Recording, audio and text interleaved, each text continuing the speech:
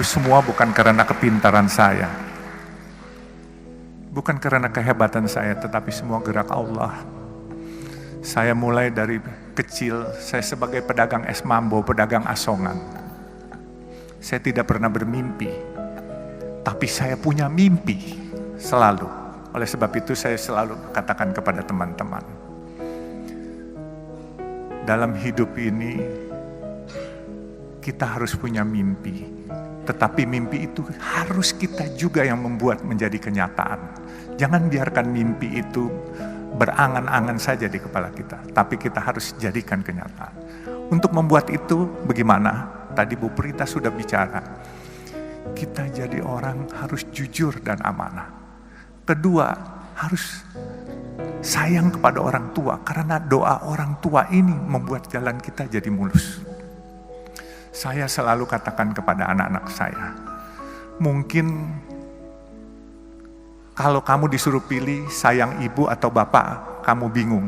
Tapi saya tekankan kepada anak-anak saya, pertama kamu harus lebih hormat, lebih sayang kepada ibu kamu. Baru kedua bapak kamu. Karena pengorbanan ibu kamu jauh lebih besar daripada bapak kamu. Jadi ibu mengandung kita. Begitu kita lahir, kita disuapin, terus kemudian kita ngompol, kita buang air besar, tengah malam, lagi tidur enak-enak, dia bangun, dia susuin kita, kadang-kala cuci, kita punya ngompol cuci, kita punya bekas buang air. Kemudian dia didik kita, dia bawa kita ke sekolah, dia antar, diajarin kita. Kalau seorang ayah cuma cari nafkah saja diberikan, tetapi kalau yang mendidik anak-anak itu semua peran ibu sangat besar. Oleh sebab itu jangan sampai kita lupa akan pengorbanan seorang ibu. Dan pengorbanan seorang ibu itu nggak bisa diukur dengan materi. Saya pun kadangkala suka sedih. Saya kalau ke makam ibu bapak saya, andai kata saya masih punya ibu bapak, pasti saya akan sayangin lebih. Tapi ya, mungkin Tuhan berencana lain. Kita harus hormat, bukan hanya orang tua yang sayang kepada kita, tapi kita juga harus menyayangi orang tua kita. Kalau kita sayangi orang tua kita, perhatikan orang tua kita, insya Allah barokah, rezeki semua di depan mata disiapkan oleh Allah. Dan saya mengalami hal itu. Karena jadi orang sukses itu harus rajin bekerja. Dan juga jangan lupa berdoa. Dan juga jangan lupa jujur. Dan jangan lupa juga sayang kepada orang tua. Dan minta ridho barokah dari orang tua. Itu intisarinya. Jadi sekali lagi, inilah anak jalanan, pedagang asongan. Tapi karena Allah mau apapun kun fayakun, bisa jadi apa saja. Seperti tadi dikatakan Bapak yang bicara tadi, bahwa jangan sombong. Itu penting. Bukan hanya jangan sombong. Harus selalu merasa iba atas kekurangan dan kebutuhan orang lain yang belum tercukupi.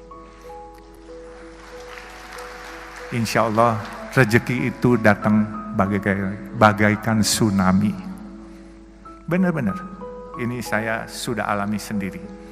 Saya alhamdulillah, buat saya dulu megang proyek atau megang duit 22 juta nggak bisa. Sekarang kalau dikasih proyek 22,5 triliun tidak akan merubah lifestyle saya. Saya tetap berpenampilan ke kantor pakai celana jeans. Berhubung ini di tempat terhormat saya pakai celana jeans hitam Pak, maaf ya Pak. Biasanya warna biru gitu. Jadi saya tetap juga, ini pakaian agak bagusan dikit Pak. Kalau enggak pakaian saya agak compang-camping Pak. Jadi maaf nih Pak. Jadi enggak boleh sombong, itu kunci paling sukses. Karena apa? Kalau kita enggak sombong, kita selalu mau tahu dan bertanya. Saya belajarnya ini dari supir dan dari marketing rokok. Waktu saya umur 17, tetangga saya itu agen rokok. Jadi saya suka duduk ngobrol sama supirnya, sama marketingnya. Saya selalu tanya. Kalau nggak sombong pasti kita mau bertanya. Kalau sombong, misalnya orang ngomong apa, kita sok bisa, padahal kita nggak ngerti apanya. Itu kita harus tanya. Nggak usah malu-malu, tanya apaan sih.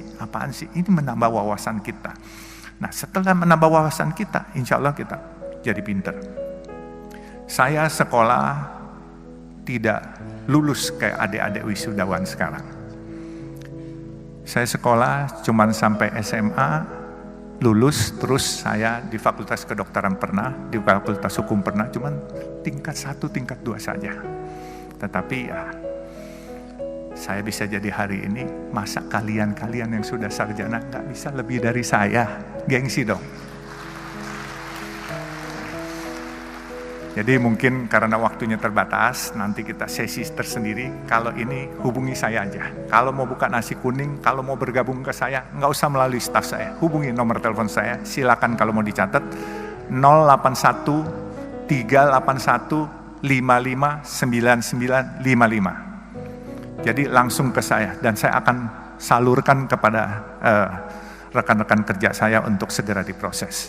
Jadi saya bulan Juni kemarin di Unmul juga disuruh speech, tetapi speech di sini saya berkesan dengan wejangan-wejangan Ibu Prita yang begitu welas asih dan keibuan, dan semua intisari orang sukses sudah dibacakan oleh Ibu Prita tadi semuanya.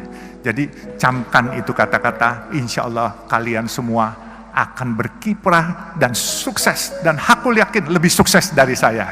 Amin, amin ya Rabbal Alamin. Kurang lebihnya saya mohon dimaafkan. Jadi ya inilah gaya bicara anak kampung yang gak sekolah, tetapi ya mohon sekali lagi dimaafkan kurang lebihnya. Wabillahi taufiq wal hidayah. Wassalamualaikum warahmatullahi wabarakatuh.